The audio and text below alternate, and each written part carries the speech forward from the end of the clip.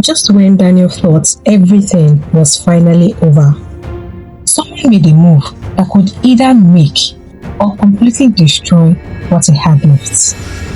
Hey, welcome back to Storytime with Rose. I'm Rose. Now, if you've been following the story, then you know Daniel didn't just struggle. He was pushed to the edge. And just when he decided to walk away from everything, life did something he never saw coming. What happened next? This is where everything changes. The next morning, Daniel almost didn't even open a shop, and that is quite understandable. I mean, after the long nights of thinking, he felt very tired, not just physically, but mentally. The kind of tiredness where your mind keeps asking, what's the point anymore? But habit is a very powerful thing. For months, almost years, Daniel had opened that little roadside shop every morning. So, even though his heart wasn't in it, he still carried the sewing machine outside, wiped the table, and sat down like he always did. The street was already getting busy. Keke drivers passing, market women calling out prices, school children running around with backpacks bigger than themselves. Daniel just sat there quietly. Honestly, if someone had told him that morning that his life was about to change, he probably would have laughed because nothing about that day looked special at all until around noon. That was when a black car suddenly pulled up near the roadside. Now, listen, cars passing that road wasn't unusual, but this one was different. It was sleek, expensive, a kind of car you don't normally see stopping near a small roadside shed. The car parked. For a moment, nobody came out. Daniel barely looked up. He assumed the driver was just checking directions or answering a phone call. But then the back door opened. A woman stepped out. She looked to be in her late 30s, maybe early 40s. Elegant, confident, the kind of person who looked like she was used to important places. Then, her eyes landed on Daniel's shop. Slowly, she walked over. Now, Daniel sat up a little straighter.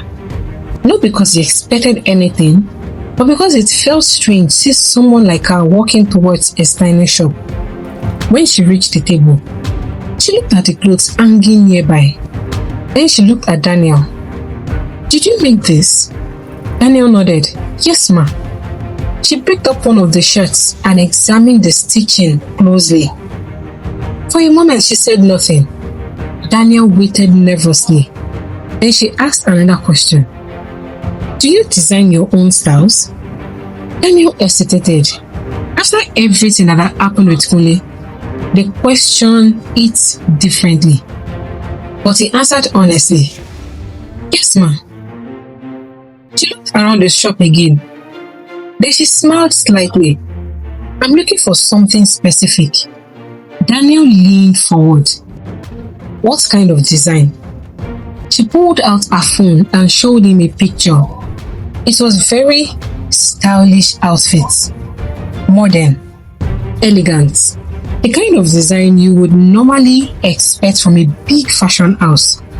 Daniel studied the picture carefully. Now, here is where things got interesting. After a few seconds, he said quietly, "I can make something better than this." The woman raised an eyebrow. "Better?" Daniel nodded. "Yes, ma." For a moment, she looked at him like she was trying to decide if he was serious or just overconfident. Then she said something that made Daniel's heart beat faster. "Alright." She placed the phone on the table. "Show me." Now, if you were sitting there watching that moment, you might not think it was anything special. Just a woman asking a tailor to design something. But for Daniel, it felt like a test. Like the universe was asking him one question. Are you really good? As good as you believe you are? Daniel quickly grabbed the sketchbook. His hands moved fast across the paper. lines forming, shapes connecting, details appearing. Within 10 minutes, a new design had taken shape.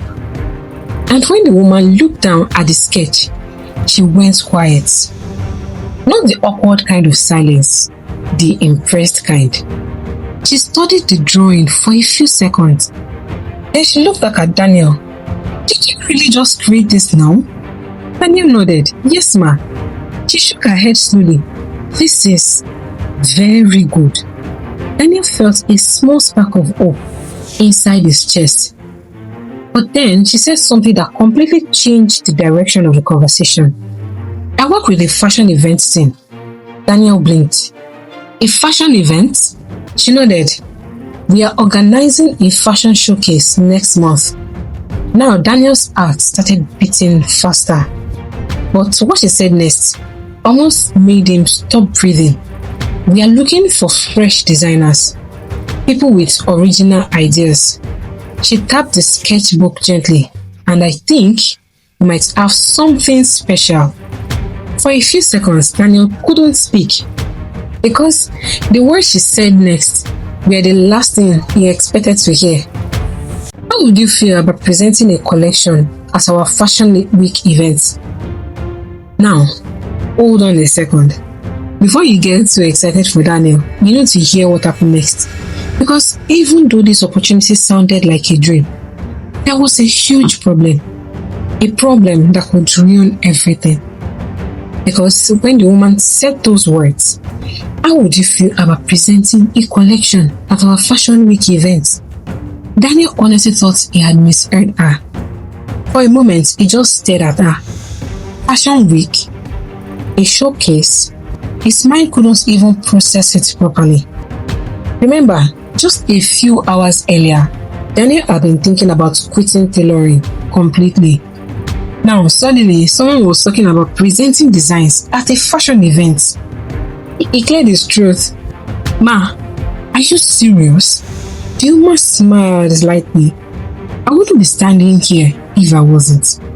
Daniel's heart began racing. This was the kind of opportunity designers dream about. The kind of opportunity that could completely change someone's career. But then, reality hit him. And the excitement on his face slowly faded. Ma, he said carefully, how many designs would I need? She answered without hesitation, at least 10 complete outfits. 10. Sam. Daniel calmed down, but his stomach tightened immediately. Because creating 10 outfits wasn't the problem. He had the ideas, he had the skills, but what he didn't have was money. Fabrics alone would cost more than he had seen in months. Then there was accessories, finishing materials, upper presentation. Daniel forced a smile. And when is this event? 3 weeks from now, she replied. 3 weeks? Daniel felt his chest sink. 3 weeks to create 10 high-quality designs with almost no money. He looked down at his sketchbook quietly. The woman noticed the change in his expression. What's wrong? She asked. Daniel hesitated. Then he cleared his throat and decided to be honest.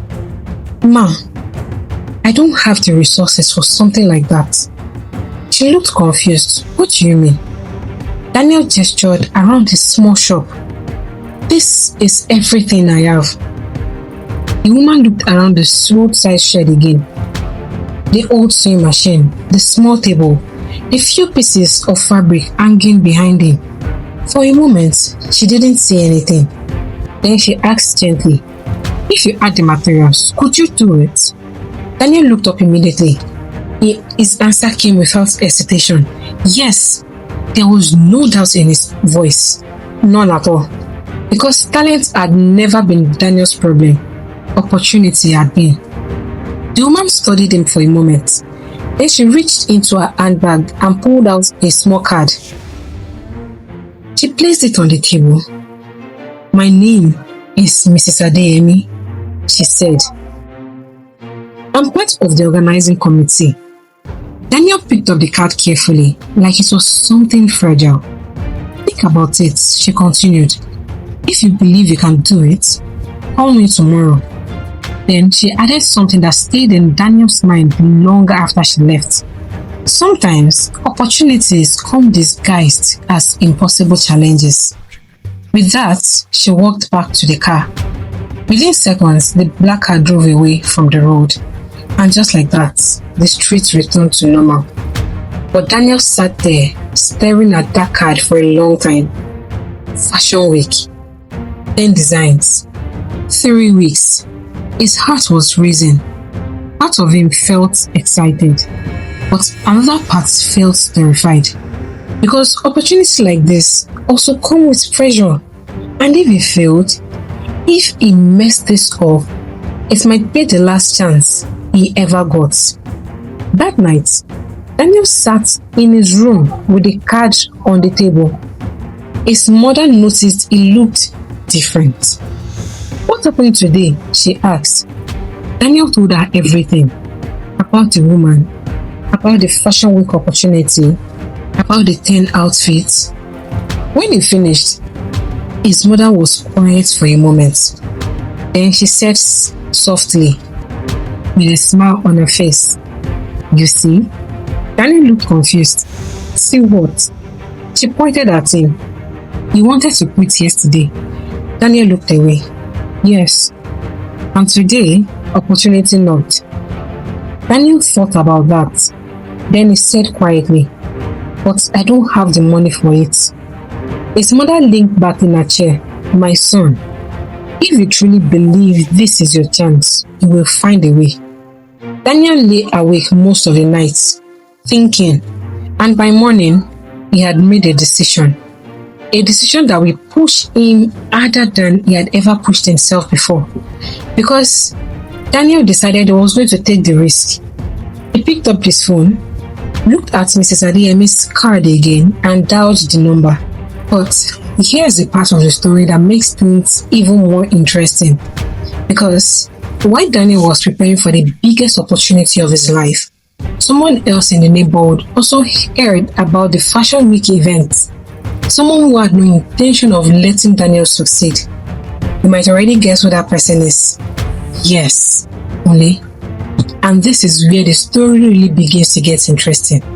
Because while Daniel had just taken the biggest risk of his life by calling Mrs. Adeyemi and accepting the Fashion Week opportunity, Kule was already plotting to destroy Daniel's chance before it even began.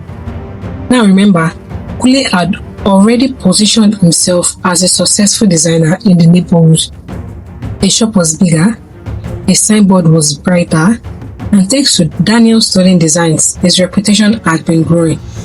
So, when word started spreading that there would be a Fashion Week showcase in the city next month, Kule immediately became interested. Opportunities like that would bring serious recognition, new customers, even investors. But then something happened that completely changed his mood. One afternoon, one of his apprentices working in Kule's shop came rushing in. "Oga Kule, I heard something." Kule looked up from the fabric he was expecting. "What is it?" The boy lowered his voice like he was about to reveal a secret. That roadside fellow, Daniel. Kule froze slightly. "What about him?" "Oga, they say someone from the Fashion Week organizers visited him yesterday." Kule laughed immediately. "Daniel, Fashion Week? That one is impossible." But the apprentice shook his head. "I'm serious, Oga. People saw the woman that came in the black car." Kule's smile slowly disappeared. Now, here's the thing about jealousy. Sometimes it hides quietly inside people until something triggers it again. And hearing Daniel's name connected to Fashion Week was exactly that trigger. Kule leaned back in his chair. His mind started racing. If Daniel somehow got into that event, everything could fall apart. Because deep down, Kule knew something most people didn't. Those designs he had been selling, they weren't really his. And if Daniel got the chance to showcase his real talent on a bigger stage, People might start asking questions. Kule tapped his fingers on the table slowly. Then he asked the apprentice, "Are you sure about what you heard?" "Yes, Oga." Kule didn't say anything for a moment. Then he stood up. "Go and lock the shop. I'll be back." The apprentice looked confused, but obeyed. Meanwhile, across the neighborhood, Daniel was already deep into preparation. Once Mrs. Adeyemi confirmed the spot in the showcase, everything suddenly felt real. Very real. 10 outfits. 3 weeks. That meant Daniel had to work faster than he had ever done in his life. Every morning, he started sewing before sunrise. Every night, he continued until his eyes could barely stay open. He searched local markets for affordable fabric. Sometimes, he even bargained for hours just to save a little money. Slowly, the design started coming to life. The first outfit was bold, elegant, something completely different from anything people in the neighborhood had seen before. When Daniel finished it, he placed it on the mannequin he had borrowed from a friend. Even he had to pause for a moment. It looked incredible. You know those moments when you realize your work is actually good? That was Daniel right there. But of course, good things rarely stay hidden for long. A few people walking past the shop noticed the outfits. They stopped, stared, whispered to each other. One woman even said, "Wait, Daniel made this?" Within a few days, the small roadside shop began attracting attention again. People were curious. They wanted to see what he was working on. But here's the twist. One evening, just as Daniel was finishing the second outfit, someone stepped into the shop quietly. Daniel looked up and his chest tightened immediately. Kule stood there with his hands in his pockets, slowly looking around the shop. His eyes landed on the new designs. For a moment, he didn't say anything. Then he smiled. But this wasn't the friendly smile Daniel used to know. This one felt different. Cold. "So, it's true," Kule said. Daniel didn't respond. Kule walked closer and examined the outfit on the mannequin. "Fashion week, huh?" Daniel finally spoke. "Yes." Kule nodded slowly. "You are brave. I'll give you that." Then he leaned slightly closer and lowered his voice. "But let me give you some advice." Daniel watched him carefully. Kule tapped the mannequin lightly. Big stages are not for small tailors. Daniel felt anger rising in his chest, but he kept his voice calm. "I didn't invite you here, Kule." "No, you didn't." Kule chuckled. Then his expression changed again. "But if I were you, I would be very careful." Daniel frowned. "Careful of what?" Kule straightened his shirt. "Failure." He stepped back towards the door. "You know how people in this neighborhood like to talk." Then he added something that sounded almost like a warning. "If you embarrass yourself at that event, nobody here will ever take you seriously again." With that, Kule turned and walked out. Daniel stood there, staring at the doorway long after he was gone. Now, you might be thinking Kule was just trying to scare you, just throwing empty words around. But you see, Kule had already started planning something that could completely ruin Daniel's chance before Fashion Week even arrived. After leaving Daniel's shop that evening, Kule didn't just go home and forget about it. No, Kule's mind was already working. Remember, this was someone who had watched Daniel closely for months. Someone who knew exactly how Daniel worked, what he needed, and most importantly, how fragile his situation was. And Kule had one goal. Daniel must not succeed at Fashion Week. Not under any circumstances. The next morning, Daniel woke up earlier than usual. He had barely slept the night before. Kule had visited him, and that had left him feeling very uneasy. You know that kind of feeling where someone says something that sounds like a warning, but you don't fully understand what they mean. That was exactly how Daniel felt. But he pushed the thought aside. Right now, he had something far more important to focus on. Fashion week. 10 outfits. 3 weeks, and the clock was already ticking. By the end of that week, Daniel had completed 3 outfits. 3 beautiful designs, each one unique. Each one carrying the kind of creativity that had been locked inside him for years. Even his mother couldn't hide her excitement when she saw them. "My son," she said one evening while touching one of the fabrics gently. "People will talk when they see this." Daniel smiled, but deep down, he was still worried. 7 more outfits to go. Fabric costs rising, and barely enough money left. Still, he kept working. But then something strange started happening. One afternoon, Daniel went to the fabric market to buy materials for his 4th design. He walked straight to the same fabric seller he had been buying from all week. "Good afternoon, ma," he greeted. The woman looked at him, then hesitated. "Daniel, I'm sorry." Daniel frowned. "Sorry for what?" She sighed. "The fabrics you were buying, they are finished." Daniel looked surprised. "Finished? But you had plenty yesterday." The woman avoided eye contact. "Yes, but someone came early this morning and bought everything." Daniel felt a small wave of frustration. "Everything?" "Yes. Now, this might not sound like a big problem at first, but that particular fabric was exactly what Daniel needed for his next design. He walked to another store. Same story. Finished. 3rd store. Sorry, someone bought the remaining stock. By the time Daniel reached the 4th seller, a strange thought began creeping in his mind. This didn't feel like a coincidence anymore. Still, he refused to jump into conclusion. Eventually, he found a different fabric. Not the one he originally planned, but close enough. He returned to his shop and continued working. But the problems didn't stop there. 2 days later, something even worse happened. That morning, Daniel arrived at his shop and immediately knew something was wrong. The door of the small shed was slightly open. Daniel frowned. He clearly remembered locking it the night before. His heart started beating faster.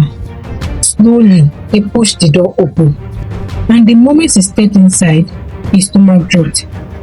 The place had been ransacked. Fabric pieces scattered everywhere. The table pushed aside. The sewing machine was lying on the ground. For a few seconds, Daniel just stood there in shock. Then he rushed towards to check the outfits he had completed. 1, 2, 3, they were still there.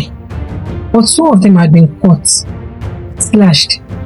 The fabric ruined completely. Daniel felt his knees weaken. Those outfits had taken days of work. Now they were destroyed. And suddenly, police words from the other nights echoed in his mind. Big stages and not for small tailors. Daniel sat down slowly, staring at the damaged outfits. Now let me ask you something. If you had worked day and night for something, and someone came and destroyed it like this, would you still continue? Or would that be the moment you finally gave up? Because for Daniel, that moment's nearly broken. But here's the crazy part. This wasn't even the worst obstacle he would face before Fashion Week. Because what happened 3 days later almost made it impossible for him to participate in the event at all. After discovering the shop has been broken into, Daniel spent the entire morning trying to fix the damage. He carefully picked up the ruined outfits. The clean cuts across the fabric made it so obvious this wasn't random vandalism. Someone had done this deliberately. And deep down, Daniel already suspected who it might be. But he had no proof, of course. And right now, proof wouldn't fix the problem anyway. 2 outfits destroyed. That meant he had to start those designs all over again. Daniel took a deep breath and looked around the messy shop. Then he quietly said something to himself. Alright, we start again. You see, sometimes resilience doesn't look dramatic. Sometimes it's just someone standing up again when life knocks them down. And that was exactly what Daniel did. For the next few days, he worked harder than he had ever worked in his entire life. Sleep became a luxury. Some nights he didn't even go home. His mother would bring food to the shop because she knew he wouldn't stop working. Slowly, the outfits started coming together again. 1, 2, 3, 4, 5, 6. Daniel's confidence slowly began returning until one afternoon when something else happened. Something that almost ended everything again. That day, Daniel had just finished the 8th outfit. He was exhausted but proud. Only 2 more designs left. Just 2. Then his phone rang. He wiped his hands and answered. Hello? A female voice spoke over the phone. Hello? Is this Daniel? Yes, speaking. This is Mrs. Adeyemi. Daniel immediately stood up straight. Oh, good afternoon, ma. Good afternoon, Daniel. I just wanted to check how preparation is going. Daniel smiled. It's going well, ma. Almost done. Good, she said. Then there was a short pause, and when she spoke again, her tone had changed slightly. Daniel, something came to our attention today. Daniel felt a small knot form in his stomach. What is it, ma? Well, she said carefully. Someone contacted the organizing team this morning. Daniel's grip tightened around the phone. And they claimed that some of the designs you plan to present are not actually yours. For a moment, Daniel didn't breathe. His mind went completely blank. What? He said quietly. Yes, Mrs. Adeyemi continued. They say you copied designs from another designers in the city. Daniel felt anger rising in his chest immediately. I could never do that. I know, she said calmly, but you understand we have to investigate any complaints. Daniel closed his eyes. He didn't even need to ask who had made the accusation. Only, it definitely had to be him. And suddenly, everything made sense. The stolen fabrics, the destroyed outfits, the warning. Oli wasn't just trying to scare him. He was trying to eliminate him completely. Mrs. Adeyemi spoke again. Daniel, the committee will need proof that your designs are original. Daniel swallowed. What kind of proof? Your sketches, your creative process, anything that shows these ideas came from you. Daniel quickly looked at the small table beside him. His sketchbooks were still there. Every design, every idea, documented. He let out a slow breath. I have everything, ma. Good, she replied. Bring them to the review meeting tomorrow morning.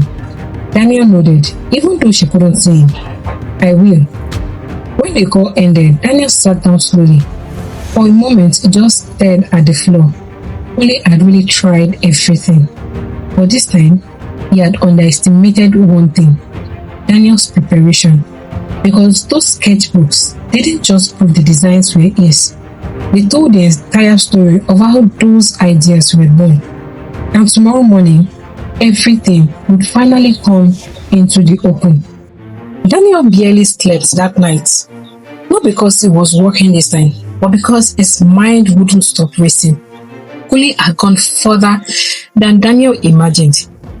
Accused him of stealing designs, trying to get him removed from the Fashion Week event. This was a different level of sabotage, but Daniel also knew something else. This time, the truth was on his side. Early the next morning, Daniel packed everything carefully into a small bag. His sketchbooks, loose design papers, fabric samples, even the first rough drawings he had made months ago. Those pages told the entire story of his creativity. And today, they might be the only thing standing between him and losing the biggest opportunity of his life. The meeting was scheduled at a small conference hall in the city. When Daniel arrived, the place felt intimidating. Bright lights, glass doors, people walking around in stylish clothes. For a moment, it felt out of place. You know that feeling when you step into a room and suddenly become aware of how small you look compared to everyone else? That was Daniel right then. Because he took a deep breath and walked slowly inside anyway. Mrs. Adeyemi was already there. When she saw him, she smiled warmly. Daniel, you made it. Yes, ma. She noticed the bag in his hand. Your sketches? Daniel nodded. Yes, ma. Everything is here. She gestured towards a conference table. Good. The committee will be here shortly. Daniel sat down quietly. A few minutes later, 3 other people walked into the room, members of the organizing team. They greeted Daniel politely before taking their seats. Then the meeting began. One of the men at the table adjusted his glasses and spoke first. Daniel, thank you for coming on short notice. Daniel nodded respectfully. You're welcome, sir. The man continued. As you may already know, we received a complaint regarding the originality of your designs. Daniel nodded. Yes, sir. Before we move forward, the man said, we would like you to show us your design process. Daniel immediately opened his bag and pulled out the first sketchbook. He placed it on the table. Inside were pages filled with rough ideas, some messy, some half-finished, some crossed out, but all clearly showing the evolution of each design. The committee members leaned closer. One woman flipped through several pages slowly. They are very detailed, she said. Daniel nodded.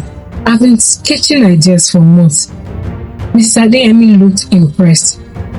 You can even see how the designs improved over time. Another committee member pointed at a page.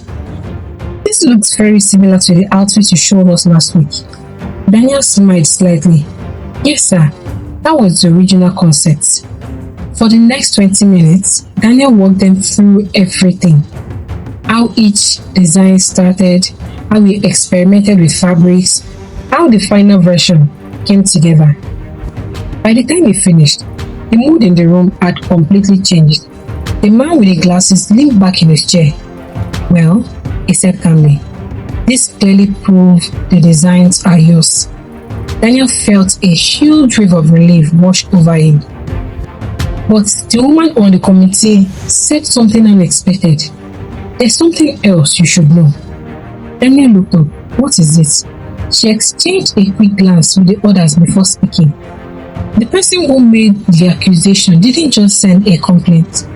Daniel frowned. What do you mean? They also submitted their own collection, claiming to be the original designer. Daniel's chest tightened. He already knew the answer, but hearing it confirmed felt different. Who? He asked quietly. The man with the glasses opened a file in front of him, then he said the name, Ole. Daniel closed his eyes for a second. Of course it was him. But what the committee member said next made Daniel's eyes widen. And interestingly enough, he flipped another page in the file. His designs looked extremely similar to yours. The room went quiet. Then Mrs. Adeyemi spoke slowly. I think we all know what that means. The truth was becoming impossible to ignore. Ule hadn't just tried to sabotage Daniel, he had accidentally exposed himself. And the committee had already made a decision. But the real shock, the moment that would change everything, was still waiting at Fashion Week itself.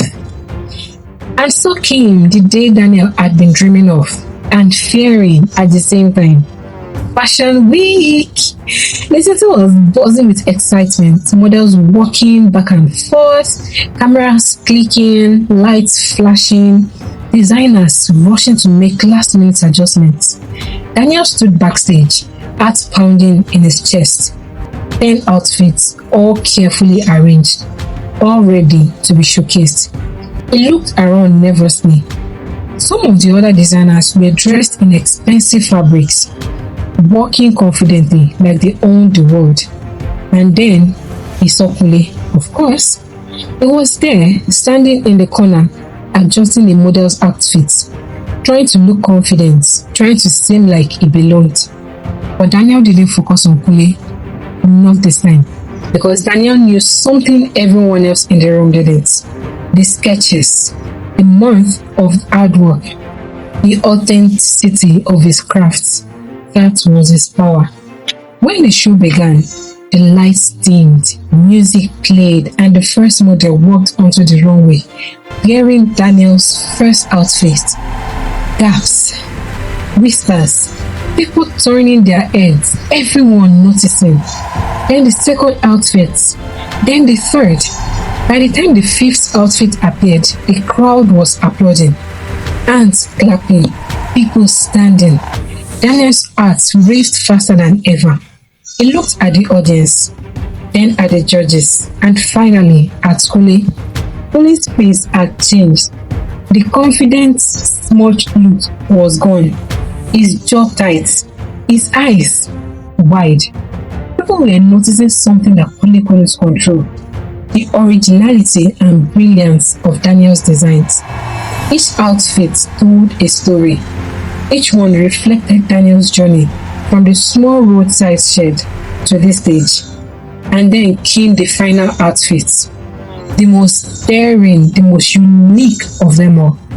As the models stepped onto the runway, the crowd erupted. Daniel felt tears welling up in his eyes. Because in that moment, it wasn't just about winning. It wasn't just about proving Kule wrong. It was about every sleepless night, every insult, every time he thought about giving up. All of it had led to this. The judges whispered among themselves. The cameras flashed even brighter, and the whispers in the crowd grew louder. This is incredible! Who designed this? Where did it come from? Kule watched helplessly from the corner. The truth was undeniable now. Daniel's talent was real. His work was original, and the world had just seen it. By the end of the show, Daniel was called to the stage. The applause was deafening. People were cheering, clapping, some even shouting his name. Daniel took a deep breath, stepped forward and smiled. Not a shy boy from the neighborhood, but a confident designer. A young man who had fought every obstacle and won. Kule, meanwhile, was left standing quietly. The irony, he had tried everything to stop Daniel, only to make the victory even sweeter. Daniel had not only survived the sabotage, he had shone brighter than ever. And the best part, the world was only beginning to notice. And that, my friends, is how Daniel went from a roadside tailor to the center of attention at Fashion Week. Standing there with the crowd cheering, he finally understood something. It was never just about talent. It was about resilience, getting back up every single time life knocked him down. Because every insult, every setback, every betrayal was preparing him for that moment. And after that night, everything changed.